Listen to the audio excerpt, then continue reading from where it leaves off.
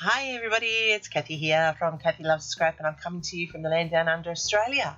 And today is Sunday, so that means I'm joining Shannon Keith on Shake It, Scrap It, Create It. She's known as Creative Chaos in Tennessee. The challenge today was to colour, to use a circle, and to use washi tape, and this is what I've created. So I'm going to use this stamp here, which is like a Zentangle, and the two circles I'm going to incorporate on there as well. I have a photo of my daughter from when we visited Cockington Green, which is a small village of tiny houses, which is really good, and she is there taking photos as she loves to do. I've got a whole range of different pieces of paper, which at the moment don't look like they go together, but they come together nicely. And remember, when I choose my papers, I always choose by the colours of the photo. So even though they don't look like they mix and match, they come from similar pads and the colours are all drawn from the photo.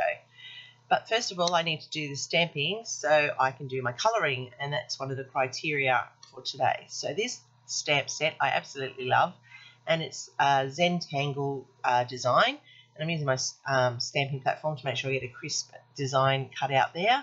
And then I have got all of my markers, well, not all of them, but some of my markers here that I'm going to use on this page so that I can keep it as a muted tone to match the papers and the photos. And I chose this one because of the little house in the garden, which is basically what we were at Cockington Green, was little houses in the garden. So I like Copic markers because they just blend. The alcohol markers just allow it to just blend smoothly, and it doesn't matter if you go over the top, they just blend in naturally and give those extra tones to it. So I'm working my way through this using the browns. Then I have multiple brown tones, and then I'm moving into my greens for the leaves, as you can see.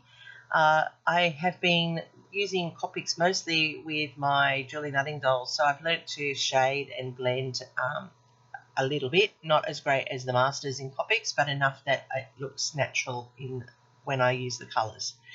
So I've kept it down to the peaches and the light pinks. I'm using the brighter orange to outline it as a border, and that makes the whole thing pop. I'm also going to drag the colours down into these three circles, which I'm just adding to the layout as something extra as part of the embellishment process. And I really love that mushroom colour. That's one of my favourite Copic colours. It blends nicely. It gives a nice, smooth, pinky brown colour. And when you colour with these, the best thing is that, like I said, they just blend together. So even if you bleed out of the lines, the next colour soaks that up and changes the colour, which is really nice and easy if you're in a hurry, or if you're not the best colour inner, as I say to the kids, stay in the lines and colour in nicely. So as I said, I chose the similar colours in the peaches and the greys just to match the papers and to match the photos. And I love this grey. It's a warm grey, and it's at 0.5, so it's almost not a colour, but it just takes that little hint off at the back. And I'm making the house stand out with the use of oranges. The yellow is a great addition because it's not a bright yellow, it's a soft baby yellow, and that makes that come up. So what I've done is I've cut out all my pieces of paper to the sizes that I want. These little ones are 2.5 by 2. This one here was 5.5 by 4, and this one here was 3.5 by 12, and the green coloured one was 4.5 by 10. So they're the different sizes that I used, and I'm using this scorched timber just to ink the edges of all of the papers so that they blend and they marry in and have a shadow effect on the layout. And I'm just running the edge of the grey that I've used to mount my photo along that stamp pad to give it an inked outline. So it's just faint but enough to lift it off the page. And I have my washi here, and you can see I make a mistake because I forgot to put down the extra paper. So now I've peeled it back off again and I've put it back into place. Now that washi tape is off cameras, of course, because that's what she's doing, is taking photos, and that's what she loves to do, is take photos and getting down and close and unusual angles, which is very helpful because she gets some very unique photos. So I'm placed down all those pieces of paper, except for the 2.5-inch pieces, which I'm going to use like a tag that I'm extending the length of the page, and you'll see that I do that in a moment.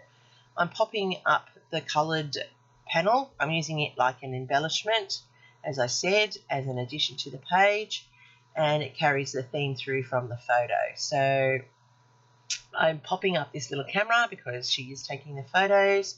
It was all about her. We went to Cockington Green in 2022 as part of our visit to Floriade.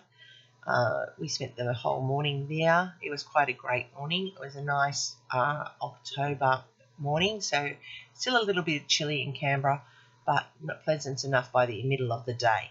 So here I am placing those 2.5 by 2.5s, and I'm tucking them in underneath so that they're like a extended part of that tag of paper as a strip. You could of course put a whole strip down if you wanted to, but it's just as easy when you've only got small bits left of paper to tuck them in, and it uses up those scraps. I've got a quote from a branding strip that says, "Let your ideas bloom and so will your dreams." I have these Teresa Collins word strips, and I knew I'd seen documented life on there, and that's what I was looking for. And then it's got "This is so you," and then I've got "Remember this."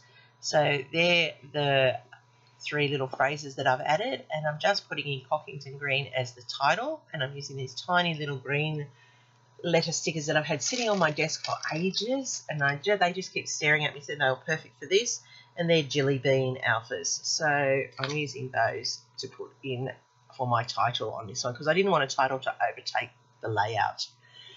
Put in my date stamp, of course, because that's very important, and we always need to put our date stamps in because we need to know when these things happen. This, of course, will go into the album where all the Floriade and Cockington Green photos are, so there's no need for journaling on this one. I could, of course, journal if I wanted to, but it's just another addition to that collection of photos that I took that time. And I do take extensive amount of photos every time we're away somewhere doing something. So there you go. That's my layout that I've used using Shannon's recipe. I'm just adding in some Nuvo drops here to draw into my visual triangle, and you can see it draws you down and around that panel to the photo. So I'm actually pleased with how that's turned out. You can see close-ups of the colouring in and the details of this layout at the end where I have the stills for you. If you like anything, feel free to copy it. It is a quick, clean, simple layout. There it is in the sun. As I said, Shannon every Sunday runs this, and at the end she shakes out the next formula for the next week.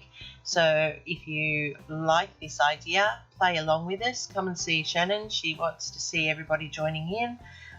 You can see her on YouTube creating creative chaos in Tennessee.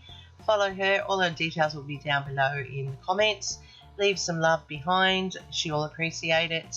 And I thank you for watching. I'm Kathy from Kathy Loves to Scrap, coming from Australia. Give me a thumbs up if something appealed to you. Hopefully I did enough to make you want to subscribe, and those that already have subscribed, thank you so much. Leave me a comment. Let YouTube know that you're interacting with my videos and that you want to see more of my content. And you can find me in all my socials under Kathy Loves to Scrap, especially on Instagram where all my layouts end up, even those that I don't do a video for. So thanks again. Happy scrapping. Until next time.